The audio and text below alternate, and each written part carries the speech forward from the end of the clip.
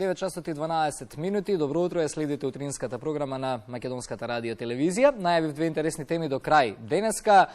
Теми каде што младите дефинитивно се инспирација и верувам дека тоа така ќе продолжи. Имаме гостин од Битола, Филип Јаковлевски, дипломиран историчар и професор по историја во Битолската гимназија. Така, Филип. Добро утро и добре ни дојде. Добро ве најдов.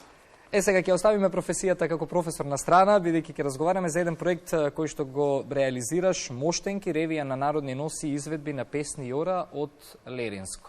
Точно така. Проект трет ваков проект, личен, и позначаен проект, кој што дефинитивно не е значаен само за тебе и за тоа што ти го работиш, туку и воопшто за нашата традиција и култура.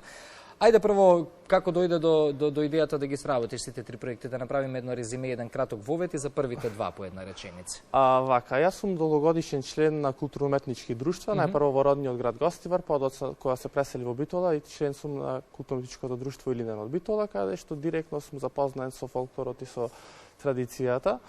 И со тоа ми се уште од мал имав јас љубов кон тие работи и затоа дојде прво резултираше мојот прв проект, тоа беше истражување на празникот Водици во етничкиот предел Долна река.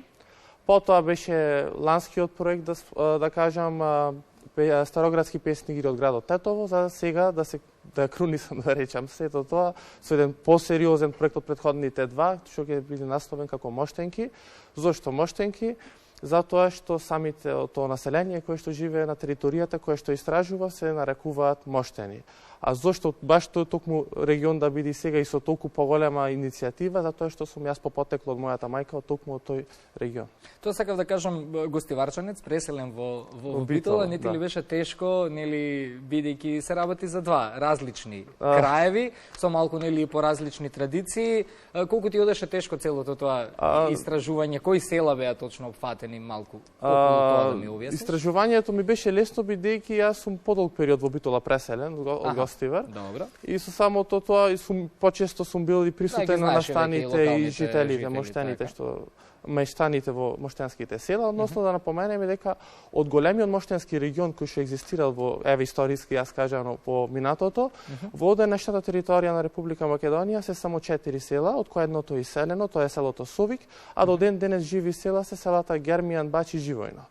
Односно, во овие 4 села се зачувала традицијата на таков начин како што била во минатото и се зачувале таа во Битола кога ќе дојдат пример на пазар моштените ги нарекуваат егејци, бидејќи тие се поблиски, да речем, со од другата страна на границата кој што има денес села во Република Грција и се диференцира целосно од селата кои што се во близина, на пример Мариовските села, кои што се во близина на овие 4 села кои ги набројав.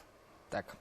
Моштенки е насловот, ќе има и ревија на народни носи, но и изведба на песни и ора. Овие работи ги спои во едно. Од каде ги бараше материјалите? Копаше по архиви, разговараше со тамошните жители? Долгогодишен е процесот да стигнам за овој резултат сега. Што ти беше од најголема помош, нели, да музеи, малку сакам тоа да ни го откриеш. Не, бидејќи за жал морам да напоменам во Битола скоро и да нема изложено, можеби имаат во нивните депоа носи од овој регион, но како со мојата баба имавме уште како мали одено и од тогаш почнав со собирање на носијата. Зошто се нарекува Моштенки, бидејќи ќе бидат офатени само женскиот пол на оваа презентација на проектот и како се одвиваше теренското истражување, се одвиваше така да јас одидов прво теренско истражување врз постари жители кои што се во овие 3 живи постојани села и потоа беше одење со собирање на најразлични делови од носија, па комплетирање. Голема благодарност за сите останати кои беа вклучени во тоа да ми помогнат да се докомплетираат, бидејќи кога ќе биде ревијата, оти првично проектот ќе започне со ревија во која што ќе се представат 3 типа на носија, хронолошки. Значи имаме најстар тип, стар тип и најнов тип. Која е разликата? Тоа е по горниот облековен елемент кој што го носат. И благодарение на целата организација која што се вклучени, не сум само јас, морам да помнам многу голем број луѓе, ќе биде, се надевам, еден успешен проект кој што ќе биде реализиран на 3 јули.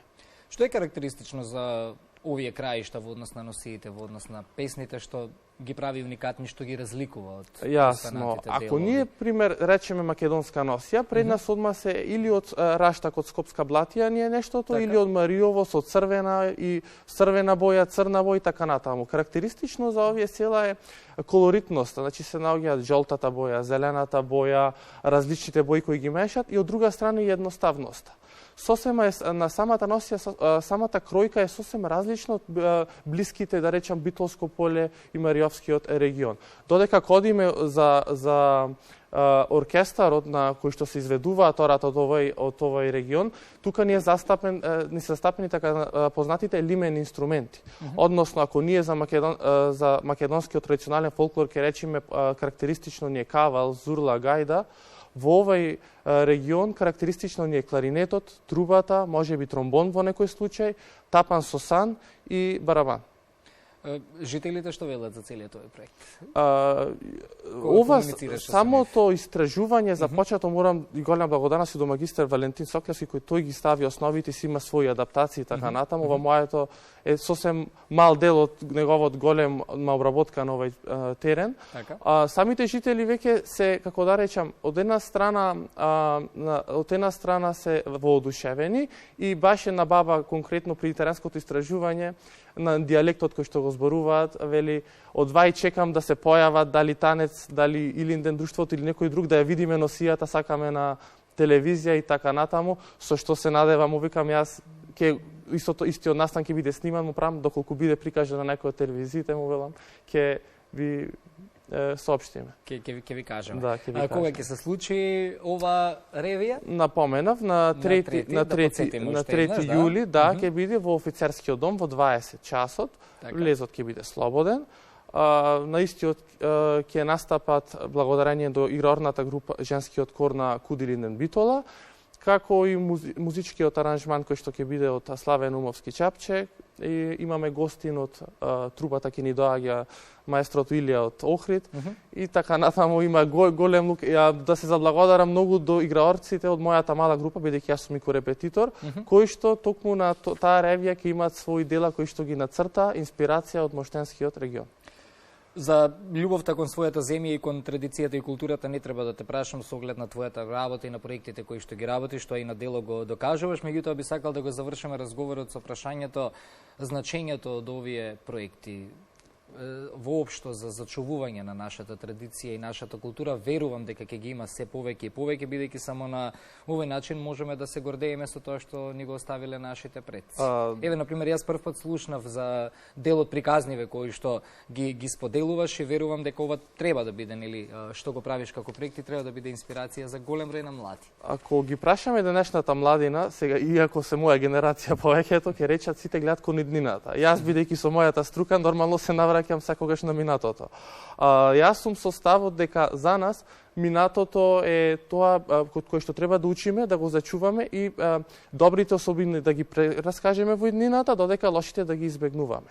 Затоа ова слободно можеме да кажеме, овие 3 проекти кои што ги сработи се добри особини, кои што се автохтони за Македонија и што би се зачувале за во иднина, ако дојде момент што се надевам дека нема да дојде до тоа, иако е неизбежно, да се заборави, да исчезнат жителите од овие села, бидејќи бројката се намалува, да се зачува моментот, песните, ората, најповеќе од мој аспект носијата.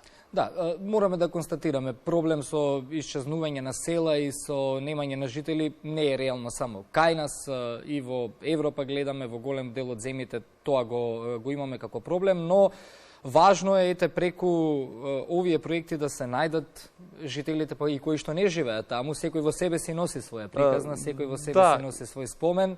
И при комуникација, сето тоа можеме да го раскажеме. Интересно беше што повеќето елементи од носијата кои ги собрав не се од самите села, туку се од доселеници во градот или доселеници во околните поблиски села на Битола. Кои што ги чувале. Да, точно така. И првично сите се сентиментално врзани кон нив, но подоцна кога ќе ги презентирам јас дека нештото ќе живее, му велам, ако ми ја дадете мене, ќе презентираме на јавноста, да не бидеме себични само за нас, тогаш веќе почнуваат акција, па во ред во право си, што ќе прави кај мене дома спакована, кога можеме да ја презентираме пред пошироката публика. Филип, посакувам успешна ревија, успешно завршување на овој проект. Верувам дека ревијата е една круна на тоа што сте го истражувале заедно со екипата изминативе години. Се гледаме на 3 јули во Офицерски дом Битола. Благодарам, имате отворена од 20 часа. Благодарам уште еднаш.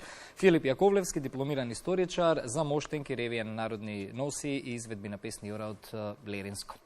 Одеме со културниот информатор, подсетуваме на важните настани од културата кои што се најавени за денеска и деновите пред нас.